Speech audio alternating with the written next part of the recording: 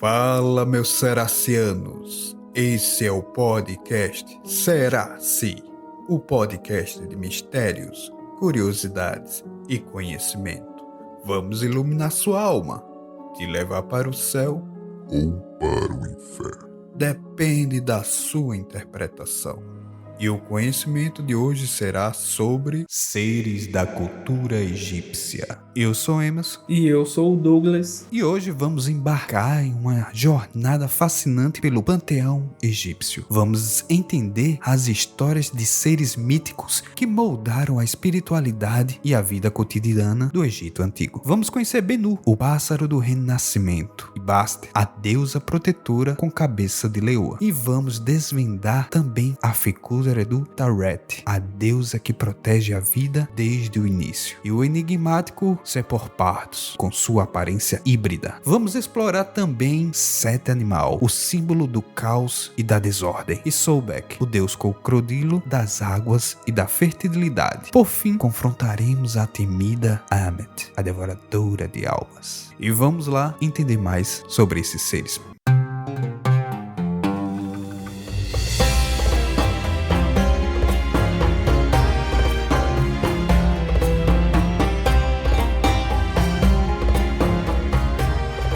E vamos iniciar com o primeiro ser mitológico. Benu é uma ave mítica da mitologia egípcia, muitas vezes associada com o ciclo de renovação, renascimento e criação. Frequentemente identificado como uma espécie de garça real, o Benu é considerado um dos símbolos da ressurreição e imortalidade no Egito Antigo. Ele é conhecido também como uma das inspirações para o mito da fênix grega. Diga aí, Douglas, um ser mitológico inspirar outro ser mitológico de outra cultura totalmente diferente. Já começamos com algo que o Egito aqui ele consegue transcender entre gerações e culturas. O que tu acha? É muito interessante, né? Porque a cultura egípcia ela tem uma diversidade de deuses, uma diversidade de monstros que eles adoravam, de animais que representavam deuses. É imensa. Você pode imaginar um animal aí que você vai pensar lá, o povo do Egito praticamente adorava ele. É animal que parece com leopardo, com gato, com águia, com tudo quanto é coisa. O Egito é uma mistura de animais, monstros e tantas coisas que acabam expandindo. Outros países, outras culturas acabam copiando, ou o Egito copia dela, vai saber quem copia quem, né? Às vezes tudo é uma cópia da cópia. Às vezes tudo é uma cópia da cópia. Mas para entender mais essas características, né, de junção de forma humana com um animal, vamos entender as características físicas do Benu. Normalmente é retratado como uma garça com penas brilhantes e uma crista longa, muitas vezes com duas penas altas saindo da sua cabeça. Em algumas representações, ele parece usando uma coroa do Alto Egito, com uma coroa dupla que simboliza a unificação das terras, o Alto e o Baixo Egito. Benu também tem uma associação com o Sol e é frequentemente relacionado com o deus Sol, Ra, e é visto como a alma de Ra. Em algumas mitologias, Benu surge das chamas de uma árvore sagrada em Hielópolis, cidade dedicada ao culto do deus Sol. Acredita-se que o Benu tenha voado sobre as águas primordiais do caos no início do tempo, pousando em uma rocha sagrada onde emitiu um grito que definiu o início da criação. Diga aí, um ser mitológico que viu o caos instalado no mundo e com apenas um grito deu início a uma calmaria, a um tempo de criação. Podemos perceber, Douglas, que isso acontece em várias culturas, né? Um ser que apenas com um toque de sua voz consegue controlar tudo que acontece no universo. É aquilo que eu comentei, né? Uma cópia da cópia, porque não só a cultura egípcia, mas várias culturas, se a gente for pegar, a criação do mundo são praticamente quase a mesma forma. Um ser poderoso que fez e tal. Na verdade, só muda quem foi, né? Quem foi o ser e tal. Mas a história é praticamente a mesma, porém com um personagem principal diferente. E não é diferente aqui, né? O Ben-Hur, com seu grito poderoso, definiu ao início da criação. Como fala que ele, né, voava sobre as águas primordiais do caos no início do tempo. Agora, o que era esse caos, né? Como seria esse caos? E se o caos começou a partir do momento da criação, um caos diferente do que era? Se o caos que existia antes era um caos calmo, aquela tranquilidade das águas, mas a partir do grito, acho que Ben estava meio nervoso lá e queria dar uma sacudida no planeta ou no espaço, sei lá onde ele estava. Vamos criar uma humanidade aqui, vamos ver o que vai dar. E chegamos ao que somos hoje. Ele viu que tava tudo constornado e disse: rapaz, calma, fica tudo relax. Bota uns humanos aí pra ver o que dá. E aí eles fizeram as pirâmides. Agora, seguindo para o que ele representa, né? Ben-Hur, ele é associado com o ciclo de renascimento, comparável à ideia da ressurreição. Ele é visto como o ser que se renova clinicamente, associando-se também ao ciclo das inundações anuais do rio Nilo, que trazem fertilidade e vida ao Egito. Então, toda vez que o rio Nilo transborda, as pessoas daquela época acreditavam que era o Ben-Hur renascendo, trazendo, né, vida para aqueles lugares. E se a gente parar para pensar direitinho, né, toda vez que um rio transborda, ele vai levar o quê? Todo o material orgânico que está presente nele. Então, de certa forma, fertilizava as terras, que por sua vez, né, dava uma boa agricultura, uma boa safra. É porque naquela época a gente não, né? Eles não tinham, vamos dizer assim, o entendimento que a gente tem hoje. Eles eram mais inteligentes que a gente? Provavelmente que sim, não sei. A gente não sabia a tecnologia daquele tempo, mas para você ver que algumas coisas naturais eles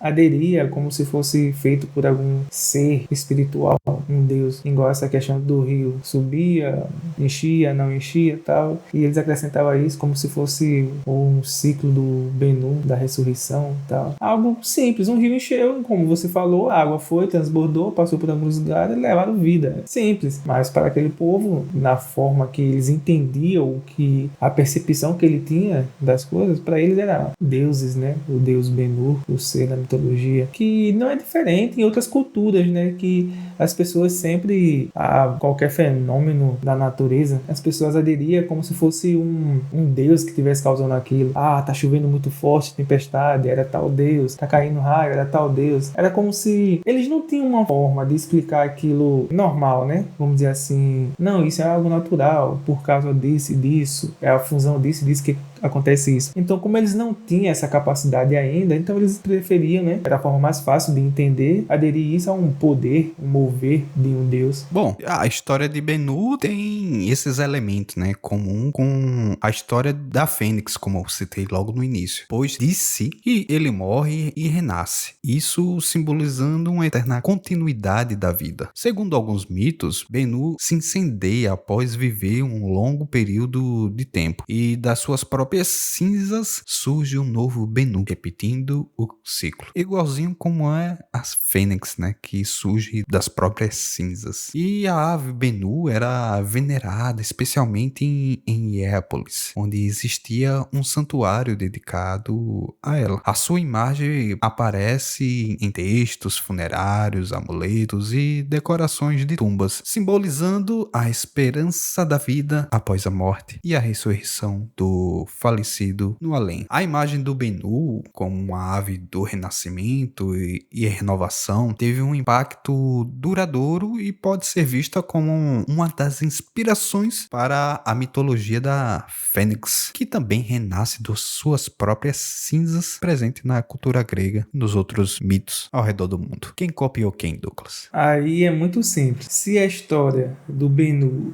veio antes da Fênix, então os gregos copiaram o Egito. E se a Fênix veio primeiro, os egípcios copiaram os gregos, né? Eu sei que quem veio primeiro é o dono da parada. E se for ver outra cultura que tem um pássaro como um ser mitológico, um deus, que tem as mesmas características, ele foi o primeiro. Na verdade, ninguém sabe quem foi o primeiro, né? É uma coisa de copia copia e cola, só vamos mudar alguma coisa. É igual aquele meme, né? Deixa eu copiar teu trabalho, só não faz igual. Praticamente isso. Nesse caso, só fez alterar o nome, né? É, praticamente, só o nome, porque as características é praticamente a mesma coisa.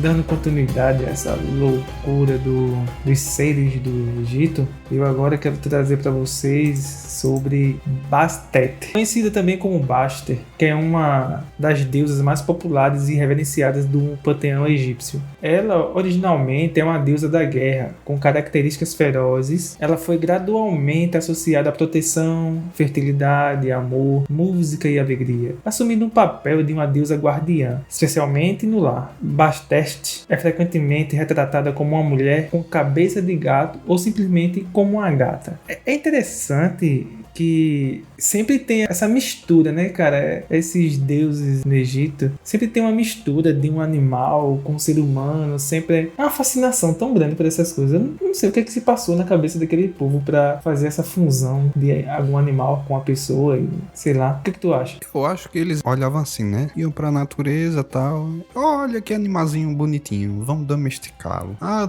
que legalzinho, vamos tratar esse animal como se fosse uma pessoa. E aí, eita, vamos criar uma mitologia, transformar ele em Deus. Acredito que era assim. E aí transformava uma pessoa com a cabeça de um animal. Porque, muito sem lógica, mas eu acredito que era pra pegar as características do animal, né? Pra transformá-la em algo extraordinário, além do ser humano. E aí era uma pessoa com habilidades extraordinárias que transcendia a forma humana. A representação física de Basta é geralmente representada como uma mulher com cabeça de gato, muitas das vezes segurando um sinistro, que é um instrumento musical, ou uma cesta. Em algumas representações, ela aparece como uma gata sentada, frequentemente adornada com joias. Sua representação felina reflete sua natureza protetora e ao mesmo tempo brincalhona e afetuosa, traços associados aos gatos. Caramba, interessante. Ela gosta de joia, viu? Gosta de estar bem adornada, bem apresentável. É, né? Pra ser um deus, uma deusa, tem que estar bem apresentável, né? Senão as pessoas não vão ter muita afeição, não. Vão logo se assustar e querer causar algum mal.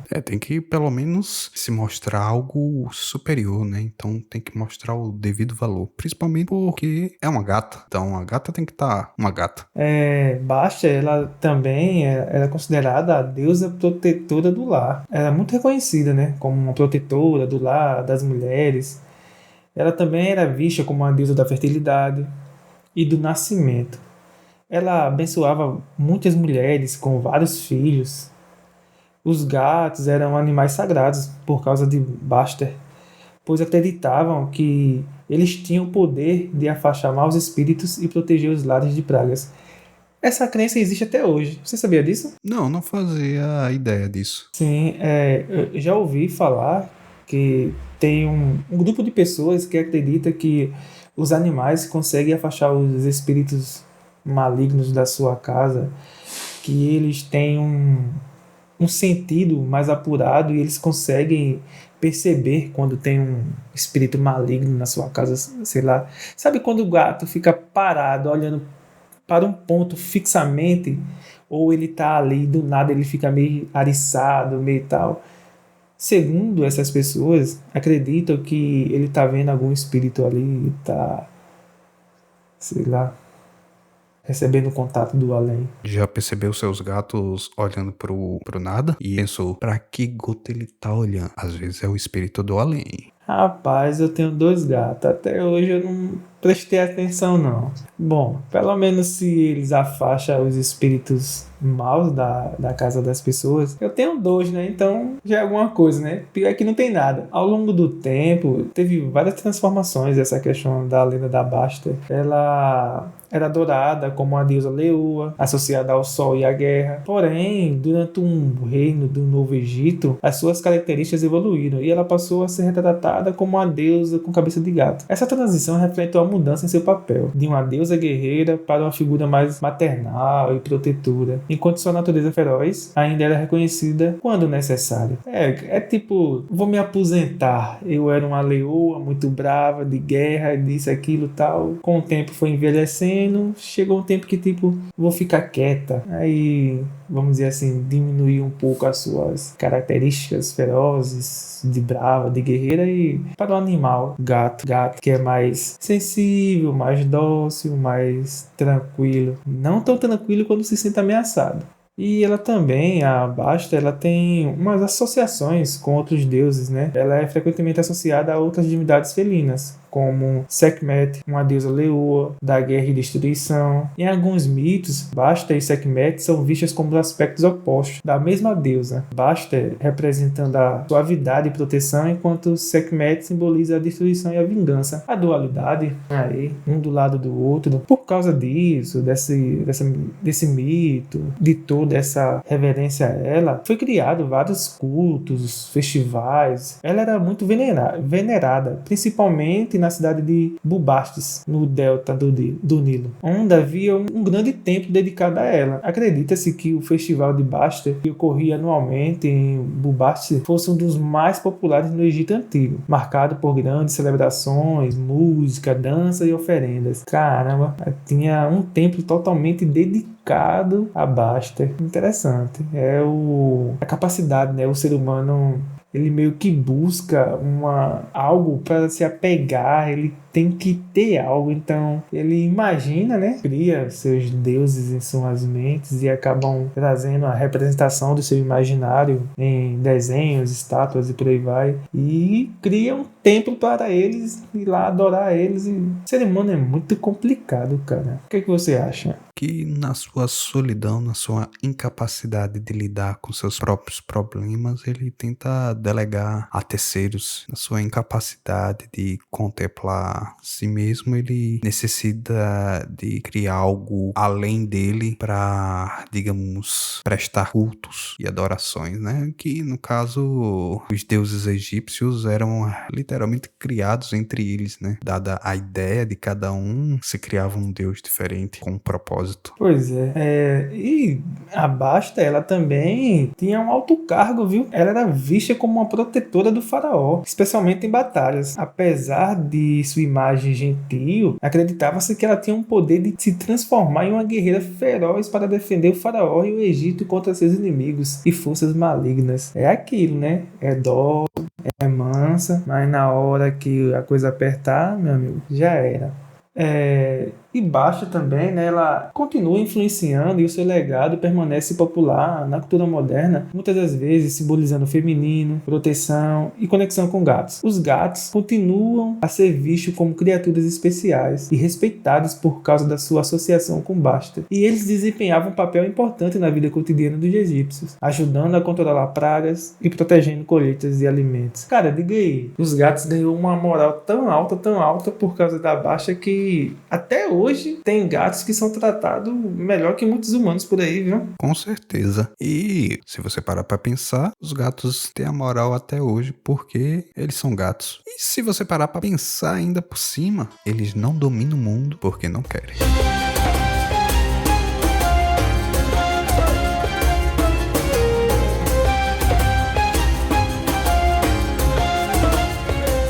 E agora vamos partir para Tauret, que também é conhecida como Taurt. É uma deusa da mitologia egípcia associada à fertilidade, ao parto e à proteção das mães e crianças. Ela é frequentemente representada como uma figura híbrida, com características de hipopótamo, leoa, crocodilo e mulher, refletindo seu papel protetor e ao mesmo tempo sua natureza selvagem. Essa é bem curiosa, porque não é apenas um animal, mas é um conjunto de animais e ainda assim, por cima, colocada dentro de uma mulher. Rapaz, essa é pesada. Essa imaginação é pesada mesmo.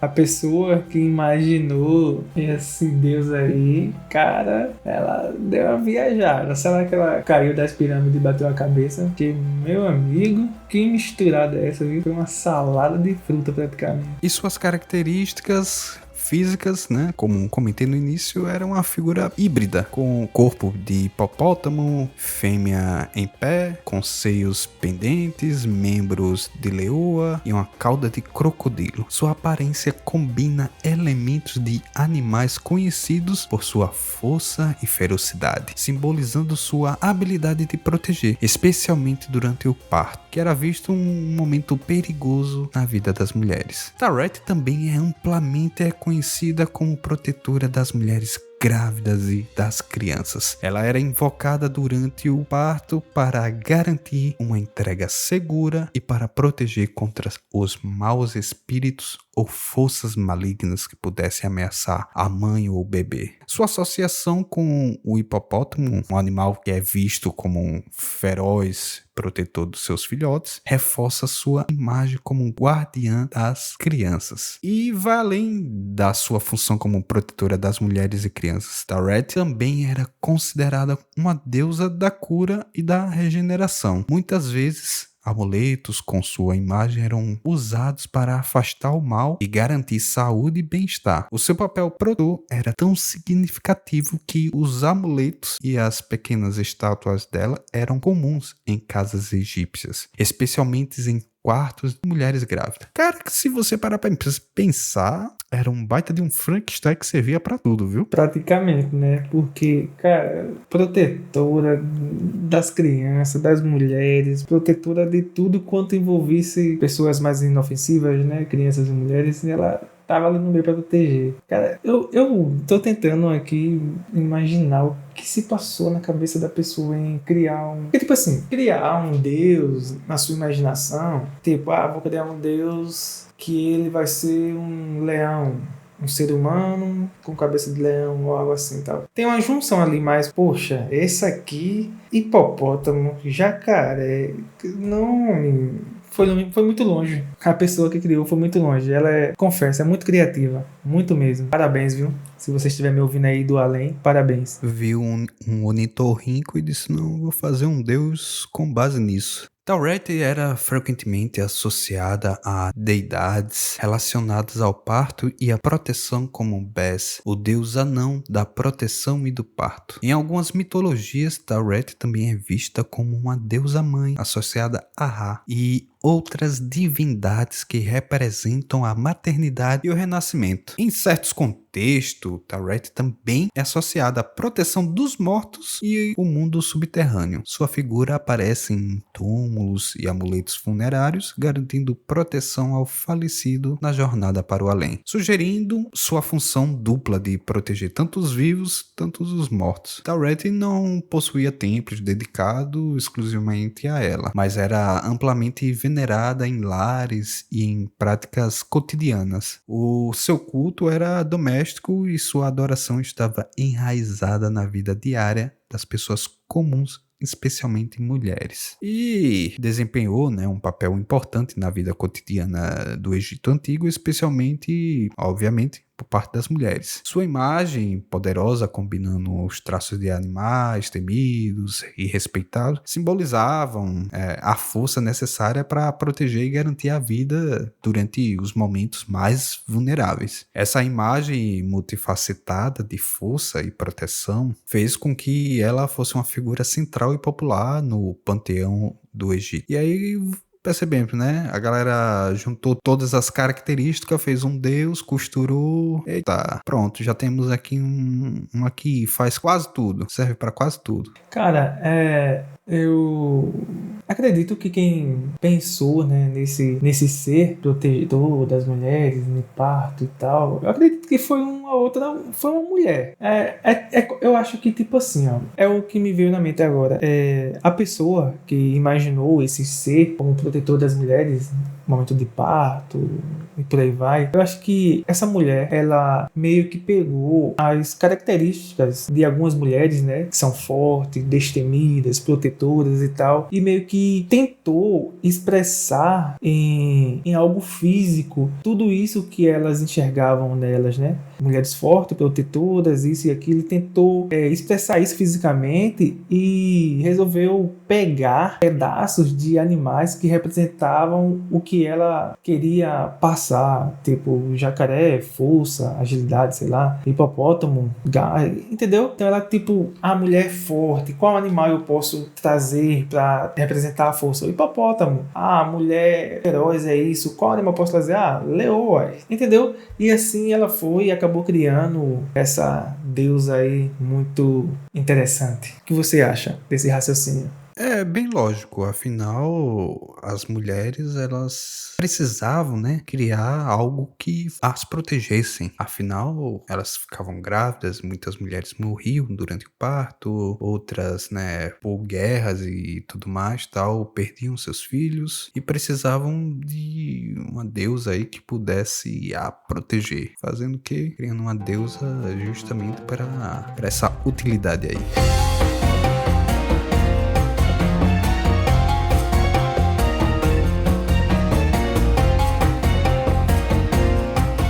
Bom, agora eu quero trazer um ser, né, um deus daquela época, e eu acho que os ouvintes já viram bastante em filmes e apresentações e outros lugares, que é mais popular, né?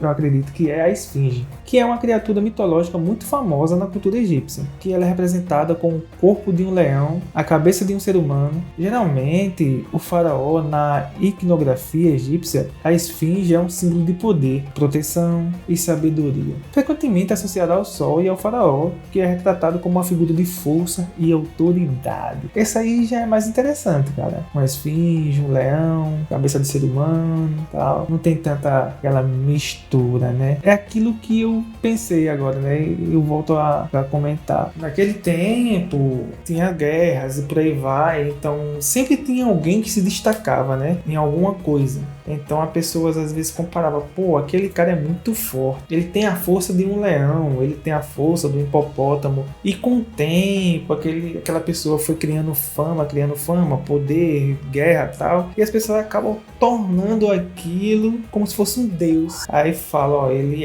tem um corpo do leão e a cabeça do ser humano. A junção, sabe? A necessidade de criar algo para representar. Aí vem essa misturada aí de leão com ser humano, jacaré com hipopótamo e por aí vai. O ser humano, né? Sempre buscando a necessidade de preencher um vazio que ele não consegue explicar que tem dentro dele. Mas a esfinge, ela representa, na verdade, a esfinge, né, representa a união da força física e da sabedoria. O leão, ele era um símbolo de poder e proteção, enquanto a cabeça humana, geralmente com a coroa do faraó, indicava a autoridade divina e a inteligência do governante. A mais famosa representação da esfinge é a grande esfinge de Gizé. Olha que interessante, cara. Além da esfinge ter corpo de um leão, a cabeça do humano, ela possuía a coroa de faraó, cara, que ainda lhe indicava e lhe dava autoridade divina e inteligência de governar. Cara, diga aí,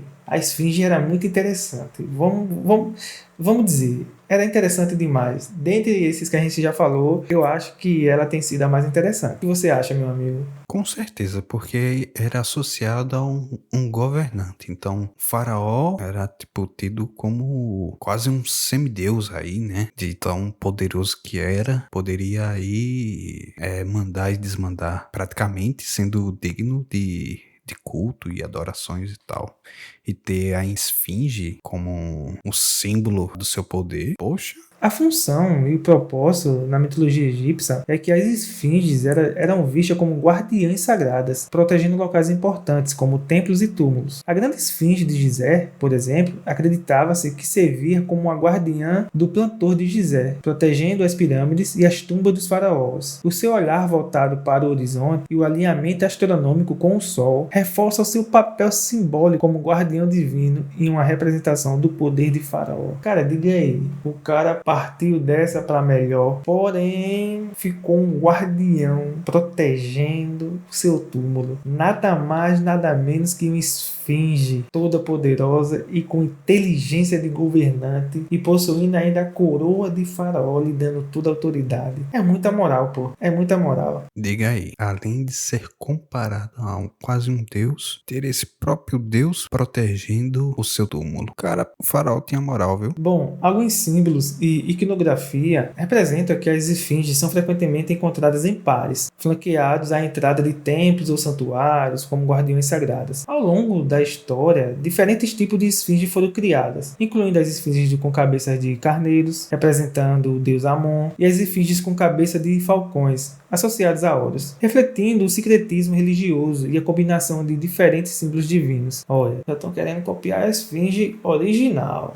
Tá vendo? Praticamente nada se cria, tudo se copia. Pô, cara, nem pra criar um animal novo, quer copiar logo que é a esfinge. A esfinge, além de ter esses outros tantos características e significados que a gente comentou, ela também tem um significado espiritual, que elas eram vistas, né, como guardiões benevolentes, que elas também tinham um aspecto místico, bem espiritual. Alguns textos e tradições, elas eram vistas como entidades enigmáticas associadas a segredos e mistérios da criação, especialmente em sua associação com Deus Ra e a jornada diária do Sol pelo céu. Agora, tem uma diferença entre a esfinge egípcia e a esfinge grega. Você sabia que existe uma esfinge grega, meu amigo? Não, eu tava totalmente por fora disso. Pois é, meu amigo. Pois é, meu ouvinte. Tem uma... Na verdade, é muito importante a gente notar que a esfinge egípcia difere bastante da sua contraparte grega, que é retratada como uma figura feminina alada, uma criatura que propõe enigmas aos viajantes e devora aqueles que não conseguem respondê-los. Essa versão é famosa pela lenda do Édipo, que resolve o enigma da esfinge para salvar a cidade de Tebas. Caramba, olha a diferença. Enquanto um é governante, é forte, é inteligente, sábia, tem a coroa de faraó que lhe dá autoridade, a outra faz enigmas, cria enigmas pro povo resolver, se não resolver é devorado. Ah, caramba, sério mesmo? Eu prefiro a do Egito. Pelo menos tem corpo de leão, né? Pois é. E ela deixou um pequeno legado, né? A esfinge é um dos símbolos mais duradouros da civilização egípcia antiga e permanece uma figura icônica da arquitetura e cultura do Egito. A sua imagem tem inspirado não apenas obras artísticas e literárias ao longo dos séculos, mas também continua a fascinar pessoas ao redor do mundo como um enigma arquitetônico e arqueológico, representando o mistério, a proteção e o poder dos antigos faraós. Cara, os faraós tinham moral, viu? Meu amigo, os caras não era pouca coisa, não. Os caras não era pouca bosta, não, meu amigo. Os caras tinham poder, os caras eram faraó.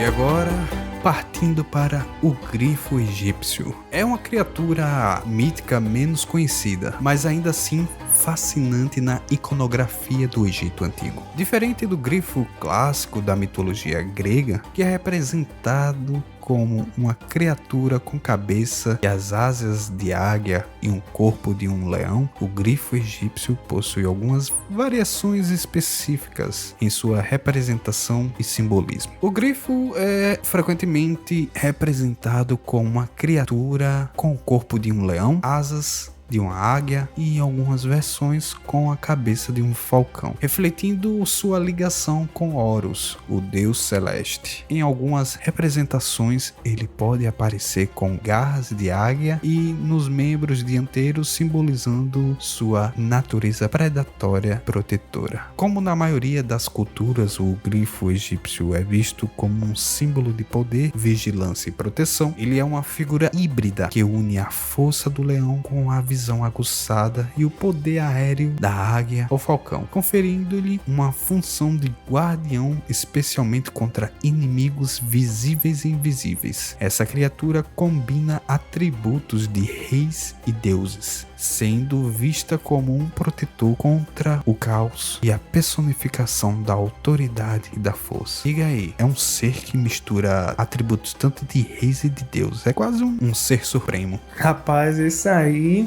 vou falar pra você, viu? Eu fiquei na dúvida agora se ele ou a Esfinge são quem é mais top dos dois, viu? Esse aí também é sinistro, cara. Se você pesquisar alguma representação dele na internet, você ouvinte, eu aconselho que pesquise, você vai ver que as representações dele passa muita autoridade, é muito imponente, sabe? Agora eu tô na dúvida qual é mais estiloso aí, se é a Esfinge ou se é ele. Bom, qualquer coisa bota os dois pra brigar sem perder a amizade e ver quem dá mais porrada um no outro. Faça suas apostas, viu? Eu aposto na Esfinge ainda, cara.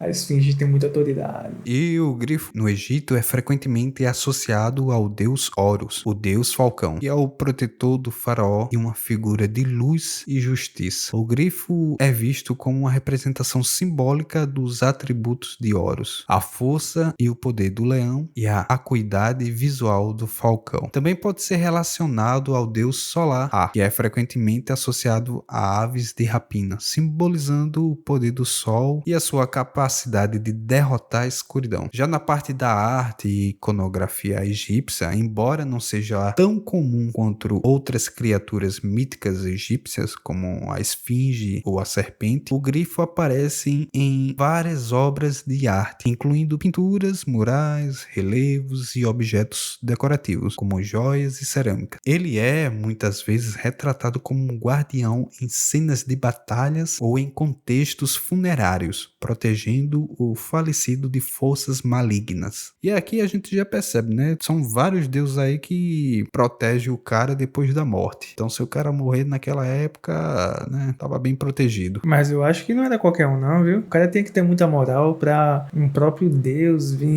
proteger o seu corpo durante o funeral de não ser possuído ou sei lá o que vinha acontecer por espíritos malignos, forças malignas vir pegar seu corpo. Pode ter certeza que quem tinha um Deus aí protegendo o cara a passagem pro outro lado aí era só quem podia contratar. Duvido um camponês, um cara simples ter essa proteção que tinha. No contexto funerário, o grifo egípcio pode ser encontrado em sarcófagos, amuletos e túmulos, sugerindo a sua função como protetor de alma na jornada para o além. Ele simboliza a proteção contra os espíritos malignos e forças que poderiam ameaçar a passagem segura da alma para o mundo dos mortos. Olha que loucura, bicho. Não basta o cara morrer, o cara ainda tem que se preocupar depois de morto se vai ter uma passagem segura, bicho. Em vez de morrer, acabou não. O cara ainda vai ter que se preocupar, pô, vou morrer, mas será que do outro lado eu vou ter uma passagem segura, bicho, para o paraíso, ou seja lá para onde for? Caramba, o ser humano não tem descanso nem depois da morte, ainda tem que se preocupar. É complicado, viu? O cara tem que ainda se preocupar depois de morto, tá lascado, viu? E ao contrário do grifo da mitologia grega, que é mais conhecido e amplamente difundido no mundo antigo como guardião de tesouros e ouro, o grifo egípcio tem um papel menos específico em termos de mitologia. No Egito, ele é integrado ao simbolismo dos deuses solares e guerreiros, ao conceito de proteção sagrada e poder real. O grifo egípcio, embora menos proeminente que outras figuras mitológicas, representa uma importante fusão de atributos de animais que simbolizam poder, vigilância e proteção. Sua figura é uma das várias que refletem a rica tradição egípcia de combinar elementos naturais para criar símbolos que expressam ideias complexas sobre o poder divino, proteção, autoridade e a luta contra o caos. Traduzindo, eles não entendiam nada e criavam coisas que não dava para entender. Agora diga aí, os gregos estavam copiando os egípcios, viu? Agora era praticamente um copia e cola realmente, né? Porque não mudava nada, não mudava nenhuma característica física, né? Na verdade, só a função que era mudada. Poxa, cara, vamos mudar alguma coisa pelo menos, né? Fazer igual, fica tão na cara. Rapaz, os gregos naquele tempo lá, acho que só sabia mesmo era estar debatendo, filosofando, e quando ia nessa parte aí, acho que eles não queriam gastar muita energia não. Vamos, pega lá o do Egito lá e coloca um nome nosso aí, já era. Eles copiavam tudo, não tava nem aí.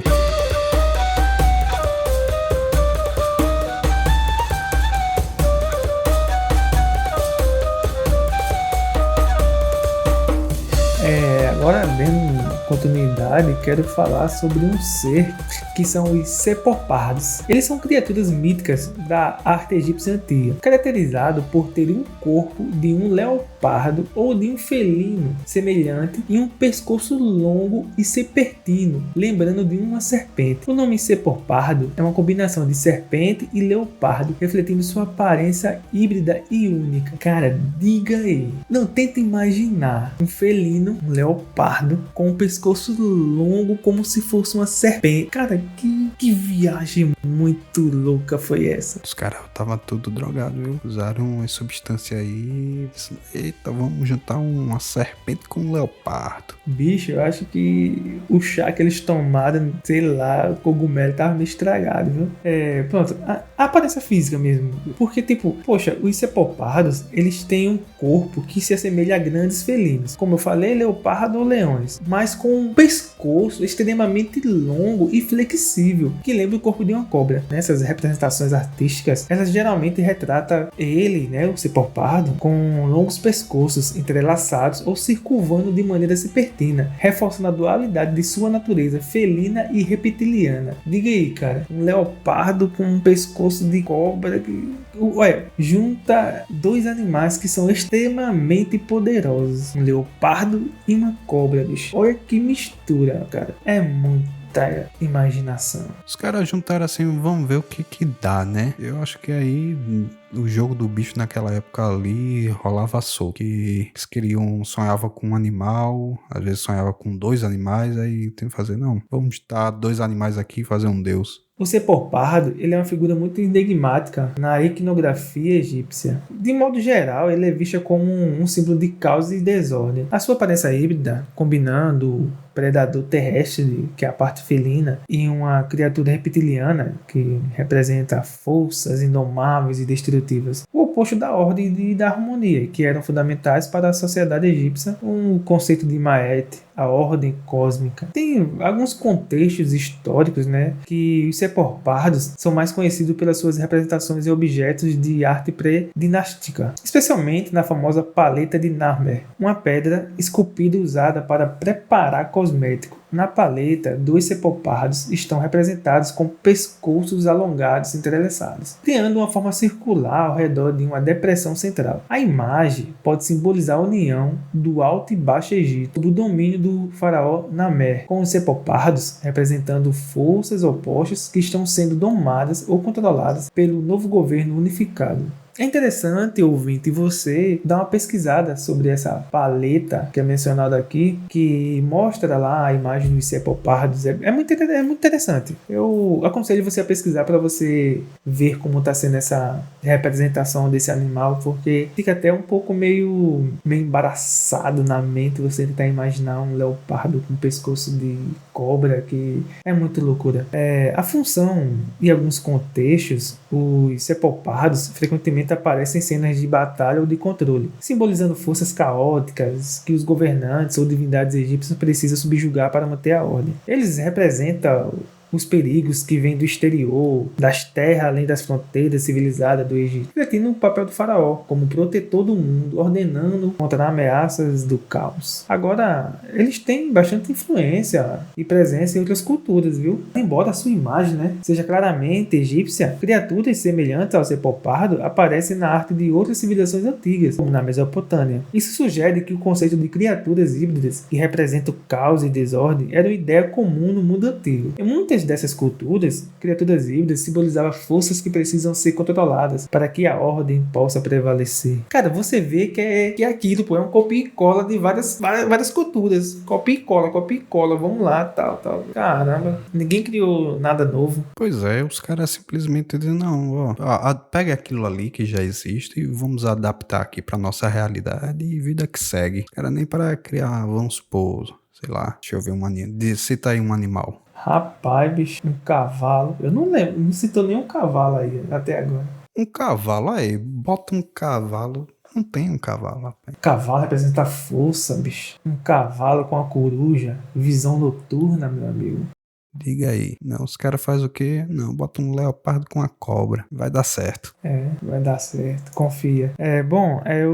Os cepopardos, eles encapsulam um conceito fundamental na mitologia egípcia, né? A luta continua entre Ordem, Maat e o Caos e Sefts. Embora não sejam considerados divindades, eles servem como representações visuais das forças caóticas que Faraó e os deuses devem controlar para manter o equilíbrio no universo. Sua imagem, especialmente em objetos como a paleta de Namer, que eu citei, mais uma vez vou reforçar aos ouvintes, pesquise sobre essa paleta de Namer, que você vai ver a imagem que está lá refletida do cepopardo, é bem interessante. O legado deles, né, eles não são figuras centrais na mitologia egípcia, porém eles permanecem como um exemplo fascinante de como os egípcios usaram imagens de animais híbridos para simbolizar ideias complexas sobre o poder, domínio, natureza do caos. Eles destacam a rica tradição do simbolismo animal do Egito Antigo e continuam a capturar a imaginação de estudiosos e entusiastas da arte e da história.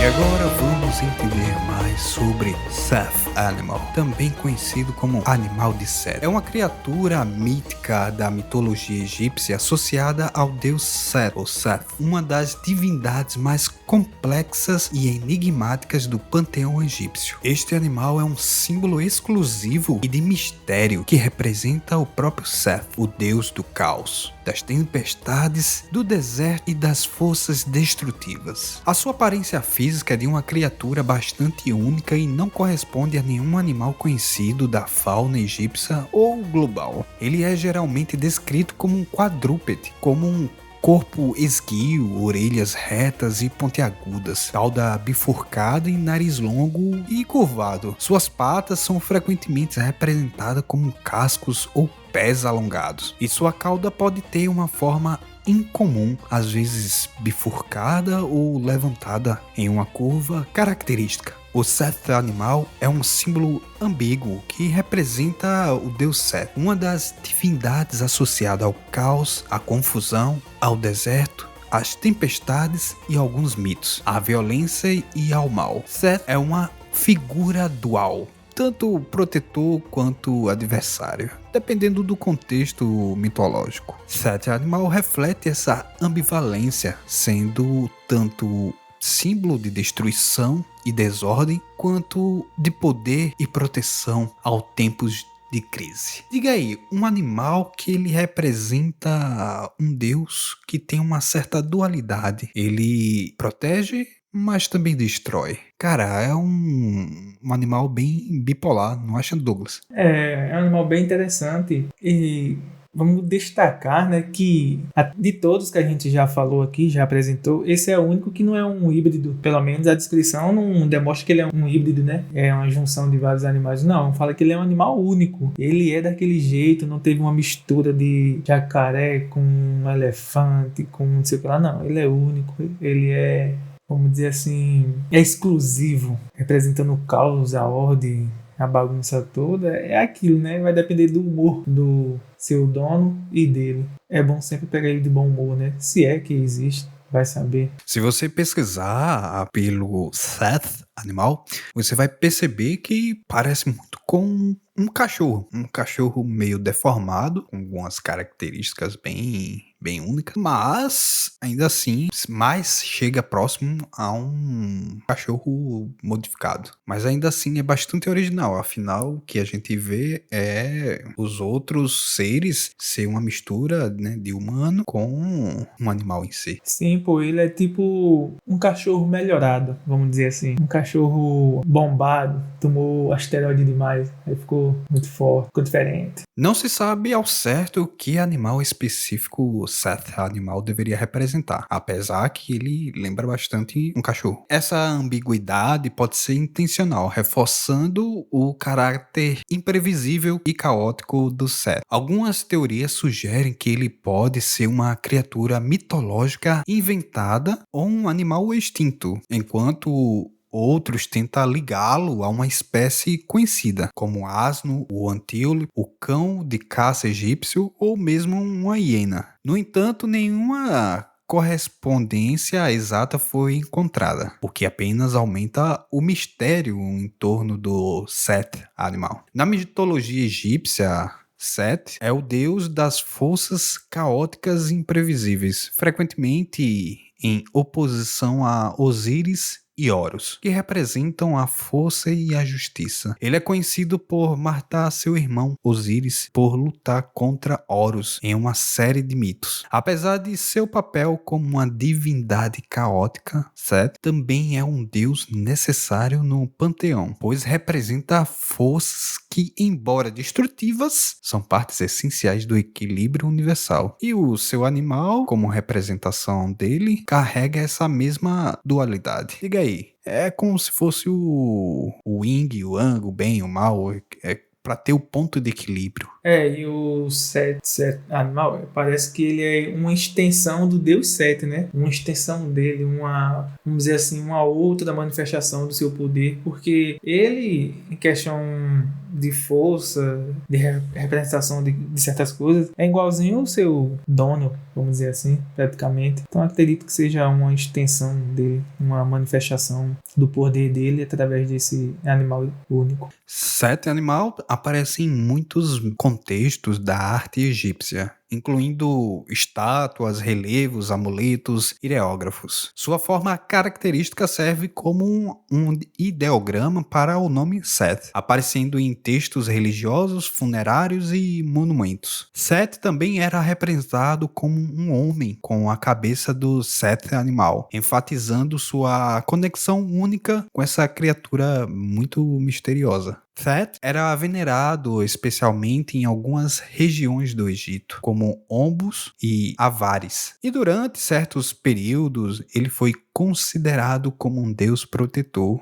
especialmente na defesa contra inimigos estrangeiros. Por exemplo, durante a 19ª dinastia, Seth era considerado e visto como um defensor contra os invasores e era associado ao poder militar. Já o Seth animal, portanto, também pode simbolizar esse papel de protetor em tempos de conflito. O significado de Seth animal representa uma das muitas facetas do deus Set. Algumas divindades complexas que personifica forças contraditórias e caóticas. Ao mesmo tempo, Set e seu animal são essenciais para o equilíbrio dos cosmos, uma vez que o caos também é uma parte intrínseca do ciclo de criação, destruição e renovação no pensamento egípcio. O Set animal, com sua aparência única e enigmática, continua a ser um símbolo do enigma e do mistério em torno do Set e seu papel no panteão egípcio. E aqui você percebe, Douglas, que é um mistério, tem sua necessidade de estar presente entre os demais deuses do Egito. Afinal, ele traz o caos, mas também ele traz a proteção. É curioso pensar porque ele pode provocar, mas também ele pode resolver conflitos. Curioso. Sim. Eu ainda continuo acreditando que ele possa ser uma extensão do Deus Set, né? Eu acredito.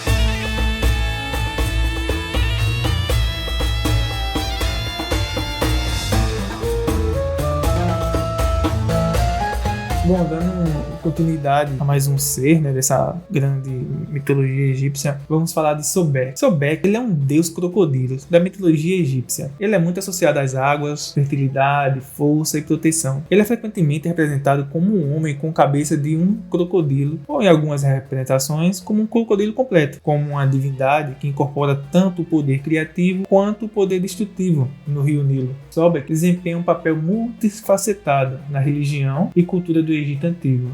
Esse aí até que é que não tem tanta aquela grande misturada, né? Ou é um jacaré completo, em forma humana, né? Um jacaré completo que fica em pé, braço, tá lá. Ou um jacaré com cabeça humana, tal. É bem interessante que esse não tem tanta aquela... Vamos pegar um bocado de animal aqui e juntar um pouquinho aí, formar um... Esse é mais, vamos dizer assim, tirando certo animal, ele é mais simples, vamos dizer assim, de todos, né?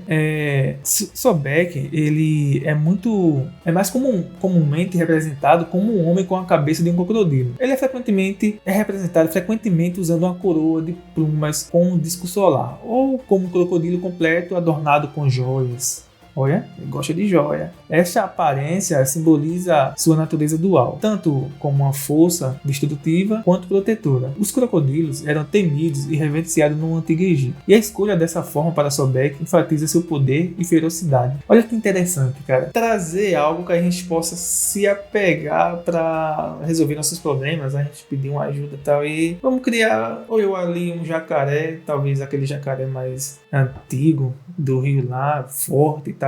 Vamos praticamente endeusar esse jacaré, vamos falar que ele pode ser um deus, é o nosso protetor, é ele que cuida da gente. A mente humana sei lá, bicho, fica buscando coisas, tentando... É aquilo, né? Quando não consegue se explicar algo, quando não consegue resolver aquele problema, tem que buscar uma solução, e aí o ser humano acaba usando a imaginação demais e cria vários deuses para saciar ou suprir essa carência de ter um ser todo-poderoso onde podemos recorrer. Que é justamente isso, né? Na incapacidade de entender algumas coisas ou querer terceirizar funções, digamos assim, se cria algo que na imaginação dele está além da força humana, além da expertise humana, né? Além do ser humano. E aí eles vão buscar elementos que possam, digamos assim, ajudá-los nessa criação. Por exemplo, se eles olham para o céu e vê que tem um sol, tem uma lua, eles vão dizer,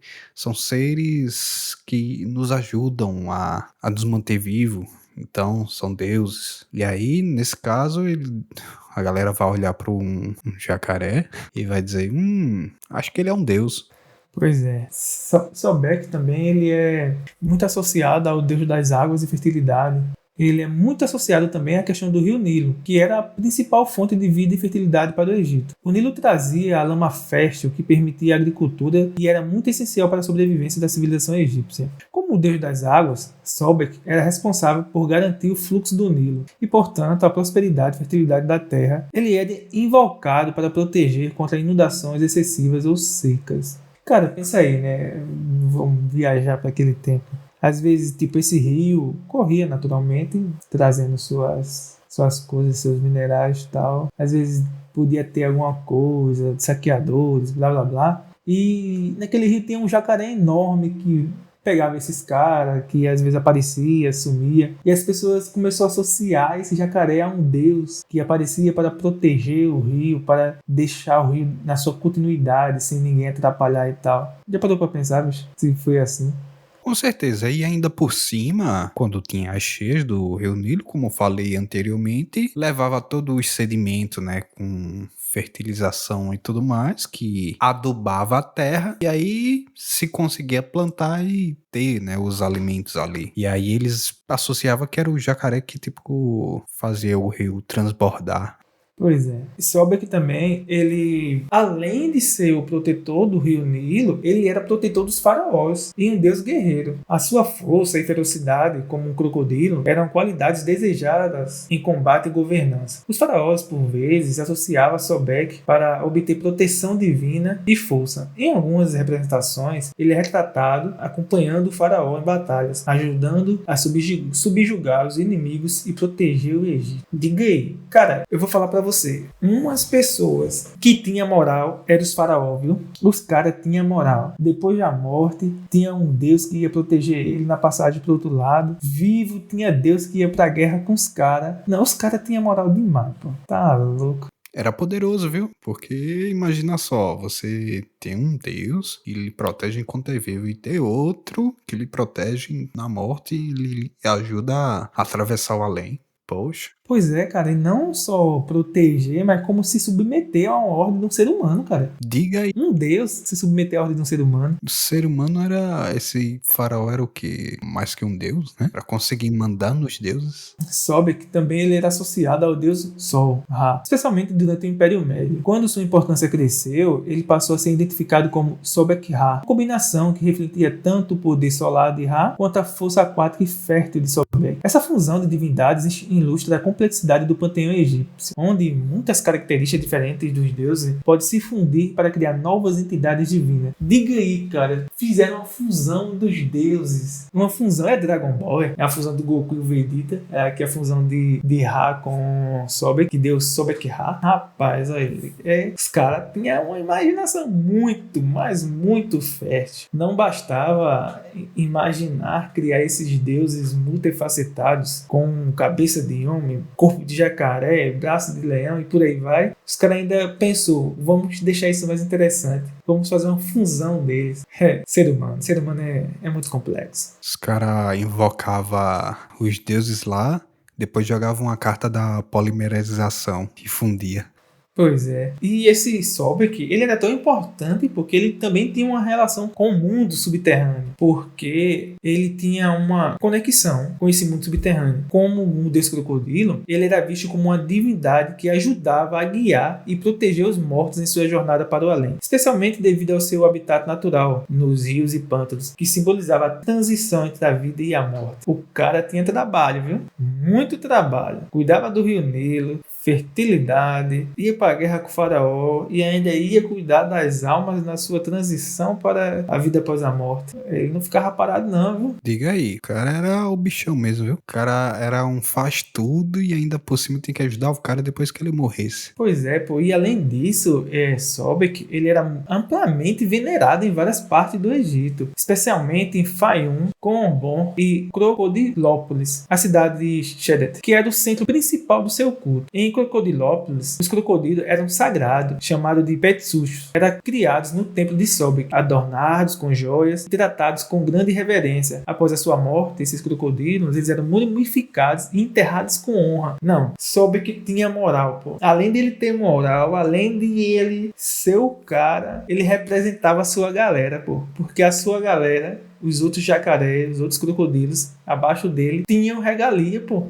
Eram adornados com joias. Diga aí, como é que eles conseguiam colocar joias em um crocodilo? Não, e além dos jacarés morrer, os crocodilos morrerem, eles eram mumificados, pô, enterrados com honras. Rapaz, soube que tem a moral. Pode dizer o que for. Era o que mais tem moral, viu? Devido a toda essa moral dele, ele, na verdade, amuletos e estátuas de Sobek era muito comum nos lares egípcios, pois ele também era invocado para proteger contra animais selvagens e perigos naturais. Os egípcios eles acreditavam que, ao adorar Sobek, poderia apaziguar crocodilos e garantir sua segurança nas águas do Nilo. Faz todo sentido, porque se Sobek era o chefão dos crocodilos e você vai adorar ele, vai reverenciar ele como eles faziam e tal, justamente ele ia falar para os demais que ele comandava, aquela família ali vocês não mexem porque elas são minhas. Tem lógica, pô. Exatamente, né?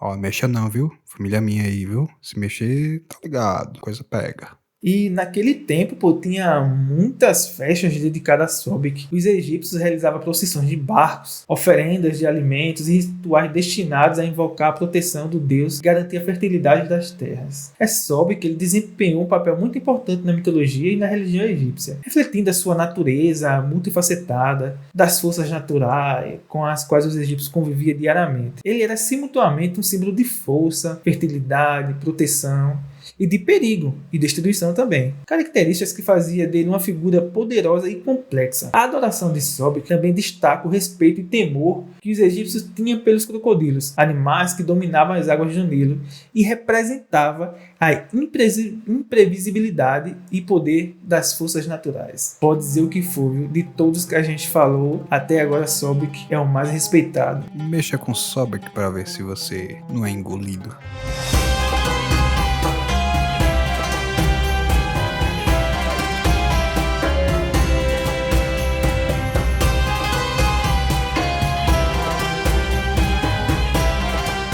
E agora, partindo para o nono ser, vamos falar de Ammit, ou Amut. É uma criatura mitológica da religião egípcia antiga, conhecida como devoradora de almas, ou devoradora de mortos. Ela é uma figura temida no submundo egípcio, desempenhando um papel crucial no julgamento dos mortos. Sua aparência física é de uma criatura híbrida, combinando parte de 3 dos animais mais temidos do Egito: crocodilo, leão e o hipopótamo. Normalmente ela é representada com a cabeça de crocodilo, a parte dianteira do corpo de um leão e a parte traseira de um hipopótamo. Cada um desses animais simbolizava uma força destrutiva e perigosa da natureza, refletindo o papel assustador de Ammit como uma devoradora de almas impuras. Cara, aqui a gente vê a fusão: 3 animais, crocodilo, leão e hipopótamo, pra devorar uma alma. Diga aí. Meu amigo, esse aí é sinistro, viu? Rapaz, diga aí, você no seu julgamento lá, tá lá, lhe observando, Ammit, só te olhando ali. Se tu, no teu julgamento, não for achado como justo, você vai ser apenas um petisco para saciar a fome dela. Coração impuro, vem cá que eu vou lhe comer. O simbolismo de Ammit é associada à destruição e ao julgamento final. Ela não é propriamente uma deusa, mas sim uma entidade demoníaca ou uma força de punição do submundo egípcio, chamado de Duat. Sua função principal é punir os mortos considerados indignos ou culpados, devorando seus corações e assim condenando suas almas ao esquecimento eterno. Meu amigo, e olhe que ela não era nem uma deusa, viu? Era considerado apenas uma entidade demoníaca. Só isso. Já pensou se ela fosse uma deusa? O estrago que ela ia fazer? Ia sair comendo tudo, começando pelos seres, pelos deuses, ia fazer a limpa. O seu papel de julgamento dos mortos, né? Ammit também tinha seu papel no julgamento dos mortos. O Salão das Duas Verdades, no Livro dos Mortos, que é um texto funerário egípcio, os mortos são julgados em um processo conhecido como psicotásia ou pesagem do coração, realizada no Salão das Duas Verdades. O coração do falecido, que os egípcios acreditavam ser o centro das emoções, pensamentos e moralidade, e era colocado em uma balança e o pesado contra a pena de Maat, a deusa da verdade, justiça e ordem cósmica. O papel de Ammit, se o coração fosse morto mais leve ou igual à pena, o falecido era considerado justo e digno de passar para o reino de Osíris, onde ele desfrutará de uma vida eterna pacífica. No entanto, se o coração for mais pesado que uma pena, isso indica que a pessoa cometeu atos de maldade ou viveu de maneira contrária a Maat. Nesse caso, Ammit, que está sentada ao lado da balança, devora o coração do falecido, resultando na condenação da alma e ao esquecimento eterno. Este destino é considerado pior do que a morte, pois significa a aniquilação total da existência e a impossibilidade de alcançar a vida eterna. Diga aí, você ser uma pessoa que cometeu maldades e tal, e seu julgamento é você simplesmente desaparecer, nem sequer pagar pelos seus erros ou fazer algum tipo de purificação, mas simplesmente deixar de existir. Uma punição muito severa, e o papel de Ammit aí é muito importante, hein? Além de causar medo, porque pensa bem, você tá indo para o salão lá onde vai ter o grande julgamento, tá lá a pena de Maat, a deusa da justiça, e ordem cósmica da verdade, e tá lá a entidade demoníaca Amit. Aí tu vai colocar teu coração lá. Cara, na perspectiva, você olhando, você já pensa assim, eu tô ferrado, porque é lógico que um coração vai pesar mais que uma pena. Porém, não é o julgamento do objeto em si, né? Não é o julgamento do peso do coração contra o peso da pena. É o julgamento das ações do ser humano, das suas emoções, que segundo os egípcios acreditava que ficava no coração, né? Era absorvida, sei lá, compactada no coração. Então, cara, ao pesar seu coração, vamos dizer assim, se você vivesse uma vida muito boa no sentido praticando a bondade, praticando coisas que venham beneficiar o próximo, tava tranquilo, seu coração jamais ia ser mais pesado que a pena. Agora, bicho, é bem sinistro, né? É bem interessante. A função de Amit no julgamento reforça a importância da justiça, verdade e comportamento ético na vida dos egípcios. Sua presença intimidadora no Salão das Duas Verdades servia como um lembrete constante de que a vida deveria ser vivida conforme Maat, pois qualquer desvio poderia resultar na destruição eterna pela devoradora de almas. Bom, a Amit é vista como uma manifestação das forças do caos que ameaçam a ordem cósmica. Ao devorar as almas dos injustos, ela ajuda a preservar a ordem do universo, punindo aqueles que falharam em viver de acordo com as leis divinas e morais do Egito. Como entidade que separa os justos dos injustos, Amit representa o papel crucial da justiça na moralidade da cultura egípcia. Sua figura reforça a noção de que todos devem responder por suas ações após a morte e que a retidão é fundamental para alcançar uma vida após a morte feliz. E aí você percebe, né? Tipo, por mais que é uma criatura que seja devoradora de almas, mas ela passa uma mensagem de que, tipo, você tem que seguir o caminho reto, você tem que seguir o caminho bom, porque se você não seguir, você vai ser devorado e desaparecer. É tipo assim, a representação dela, o papel dela, né? É um papel até importante, né? Muito importante na questão do julgamento da vida após a morte, né? Que vai estar diante dela. Agora, o que eu acho que pode ser tipo assim, todo mundo já ia ficar com aquilo na cabeça, né? Rapaz, eu não posso praticar algo mal, porque senão eu vou dar de cara com Amit no fim da minha vida e vou ser julgado. Então, causava um certo, eu não vou dizer respeito, mas um certo temor para evitar fazer qualquer coisa que viesse desviar a pessoa dos bons caminhos para os maus caminhos, né? Era uma forma de manter a galera no controle, né? Porque, tipo, já pensou aquela galera que pensava assim, só tem uma vida, a gente só vive uma vez, a gente não tem nada depois da morte, então o negócio é fazer aqui agora o que der na cabeça, vamos fazer. Essa galera se ferrava, né? Porque do outro lado tinha lá um jacaré com corpo de leão e hipopótamo esperando, tranquilinha, no dia do julgamento.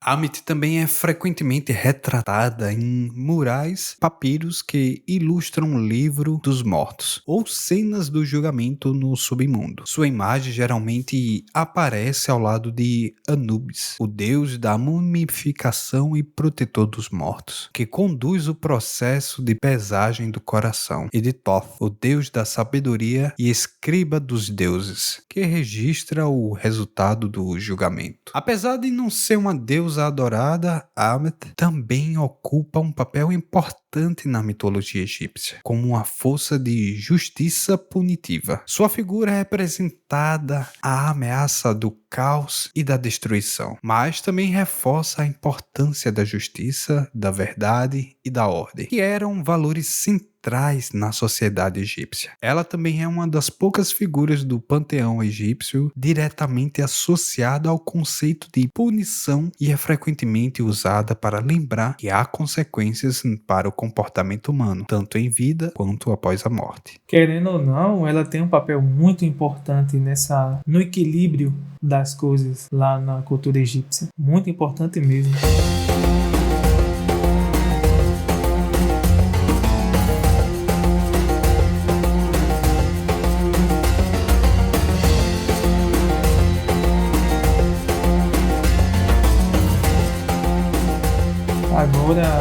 para finalizar, vamos falar de Apep ou Apophis. É uma das figuras mais temidas e poderosas da mitologia egípcia, conhecido como o deus da serpente primordial, do caos e das trevas. Ele representa as forças do caos que estão em constante oposição à ordem e à harmonia, simbolizadas pelos deuses do panteão egípcio. Caramba, diga aí, é como se o Apophis, ou Apep, fosse o inimigo dos deuses, o inimigo da ordem e da harmonia que os deuses estabelecia. Ele ia lá e bagunçava era tudo.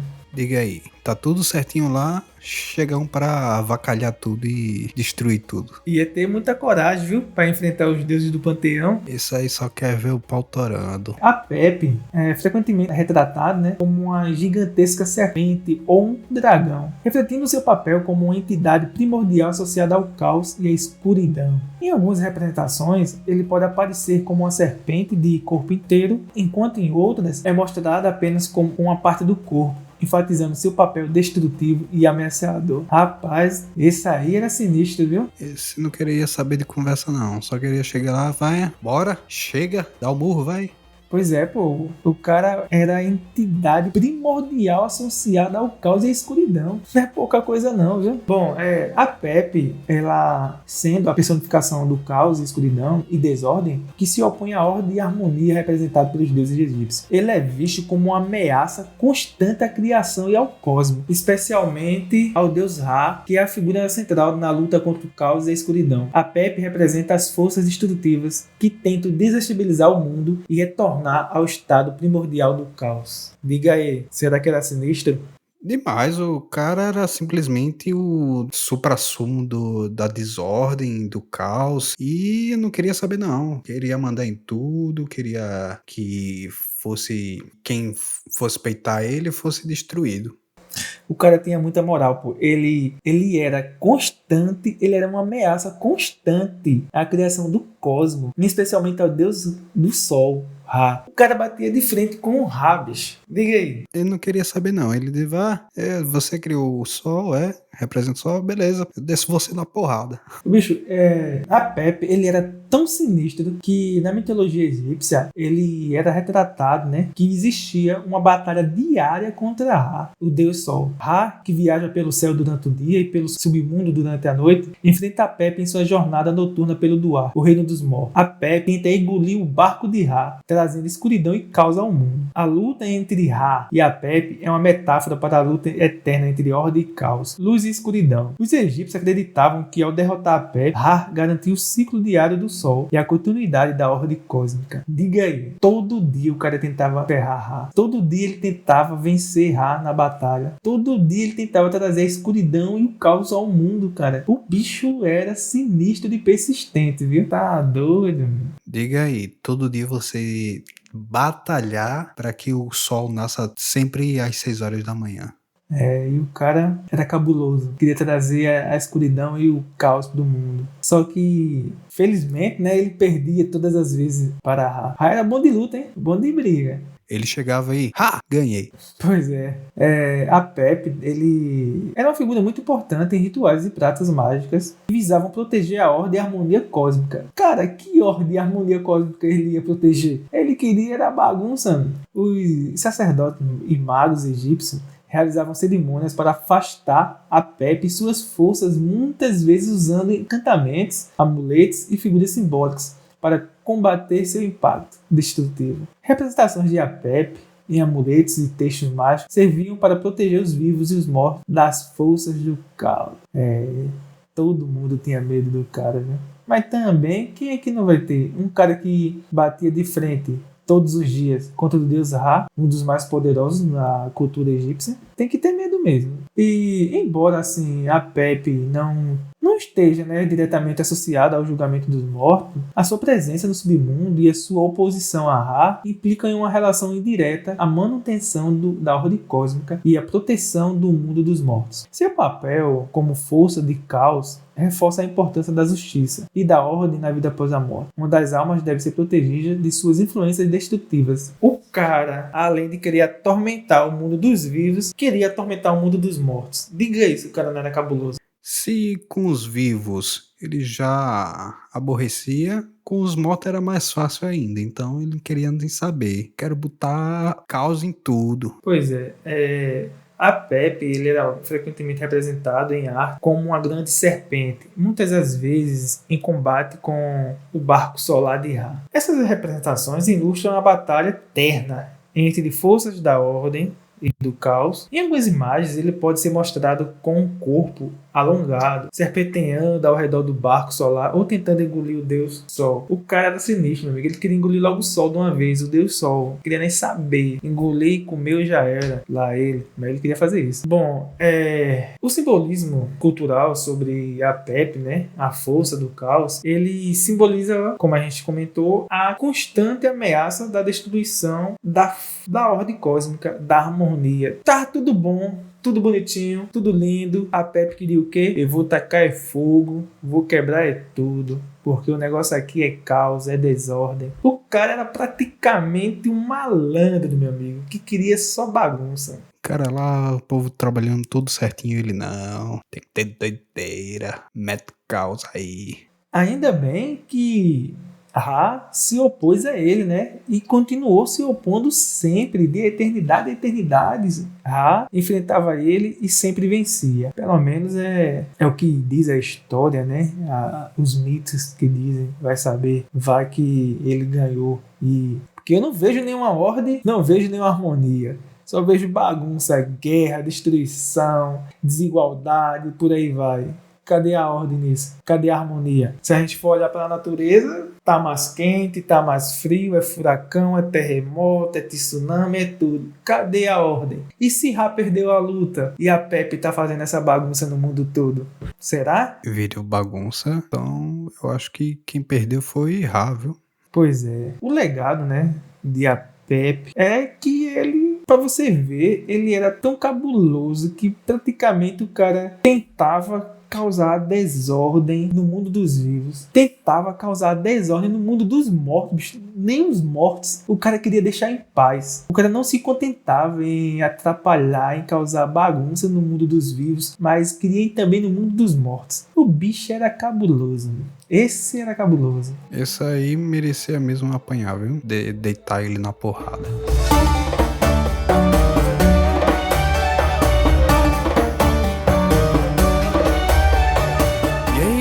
Seus ouvintes, gostaram desse episódio? Vai lá no nosso Instagram, @seracipodcast, e comenta do que você achou. E também você pode sugerir temas para a gente debater. Quem sabe aqui a gente não traz. E esse episódio vai ficando por aqui. Eu sou Emerson. E eu sou o Douglas. E até o próximo episódio. Falou!